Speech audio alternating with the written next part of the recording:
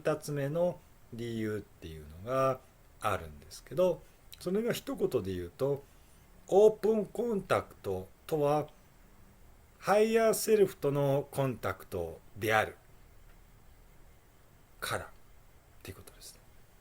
これですね、すごく重要なメッセージで、オープンコンタクトイコールハイヤーセルフのコンタクトっていうのはどういうこっちゃっていうですね。これもですね、性間同盟とは何かっていうことの本質に関わっていると思うんですけど、なんかそれがこの宇宙人っていう感じに思っていると、やっぱ自分じゃない何かみたいなですね感じになると思うんですけど、オープンコンタクトの本質はそうではない、そうではないんですっていうことをセカンドーメは言っているっていうことですね。オープンコンタクトの本質はハイヤーセルフ、本来の自分、工事の自分、工事の自分っていうのは別の自分じゃないですね。綾岡先生が言っているのは、あなたというのは無限ですと。実は人類というのは無限ですと。その無限の自分というのがいて、それをあなた方人類が認識すればするほど、その反映として、オープンコンタクト、青函同盟の存在たちっていうのが具現化していきますっていうふうに、おっしゃっているんですね。いわゆる鏡というやつです。宇宙とは鏡であるっていう。だから実はオープンコンタクトっていうのは我々自身ですね。我々自身の、あり方の、シフトでもあるので、これは一つ目の理由と、重なっているところはありますね。人類の進化、地球の卒業っていう話と関わっていますけれども、そういう意味ではあなたは誰なんですかっていうことが問われているっていうことだと思いますし、ライオカ先生は非常に頻繁にですね、あなたとは何ですかっていう問いをですねされていると思います。で、このこともですね、ぜひですね深く感じていっていただけるといいのかなと思います。で、青函同盟っていうのは人類を超えた存在なんですけれども、でもそれもこうっていう感じでもないんですよね。なんか層が分かれてじゃなくて、私たちのあくまで内側からつながっているんですよっていうことですね。だからハイヤーセルフとのコンタクトなんですっていうですね。違うセルフ、誰か違う人、違う宇宙人、違う存在とのコンタクトでは決してないんですってことですね。本当にオープンコンタクトとはハイヤーセルフとのコンタクトが本質であると。これをライオカ先生は別の時にですね、人類共通のミッションというのはハイヤーセルフのチャネラーになること、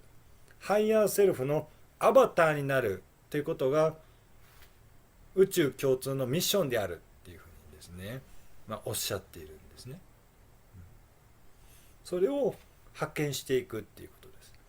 です。それを発見すればするほど、その反映としてですね、具体的な、青函同盟の、コンタクトが具現化するっていうね、それは結果だということです。だから一つ目の話も二つ目の話も共通なことは、外側に現れることっていうのは結果なんですよってことですね。それがものすごく本当に大事なことなんですというふうにライオカ先生が言っています。言ってみればじゃあ宇宙とは何か、宇宙のコーチとは何か、ハイヤーセルフとは何かって言ったら、自分の中のより高い視点ってことですね。より高い視点で、高い低いっていうのは偉い偉くないではないですね。より広いと思った方がいいかもしれないですね。高いというのは広くて包み込むような感じでもありますね。例えば次元っていう時に例えば5次元とか何次元とかあるんですけれども、例えば5次元っていうのは3次元と関係ないんじゃなくて 5の中に3は含まれているので、どんどん高次元っていうのは単に階段なんじゃなくてちゃんと含んでいるんですね。だから3次元45って言ったら4次元は5次元4次元は3次元を含んでいるし、5次元は4次元も3次元を含んでいるしって含んでいるんですね。無限であるあなたの本質というものを発見すればするほど、そのエネルギーというものを召喚することができるっておっしゃっています。ですから、今回それを直接おっしゃったわけじゃないですけれども、CE5 というのがそれを表していますね。CE5 っていうのは第5種接近遭遇とか言ってね、一般的には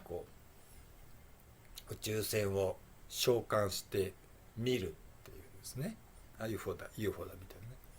っていうふうに言われていますけど、それを召喚する、宇宙船呼ぶみたいなふうに言ってるんですけど、だからそれはなんか三次元的な宇宙船来い来い来い来いっていうことではないですよっていうことですね。そういうものが現れるとしたら、あくまでそれはあなた自身のエネルギーによって召喚されますということですね。もうラヨカ先生が最初にオープンコンタクトの定義ということでおっしゃったのは、内にあるがごとく外にもということを言われたと思います。ということは、例えば確かに実際にその宇宙船が現れるとしたら、自分というのがどこまでつながっているかによって現れる宇宙船っていうのが変わってくるっていうことですよね。でもこれは実はオープンコンタクトじゃなくてそうなんですね。今こういう時代じゃなくてもともとそうであって、我々が現実に体験するっていうことは本当に自分自身が認識しているもの、感じているもの、同意しているものが世界に現れているんですよっていうことですね。それが分かりやすい形になっているだけです。ということで2つ目がですね、オープンコンタクトとはハイヤーセルフとのコンタクトが本質だというメッセージです。だから大事なんだよってですね。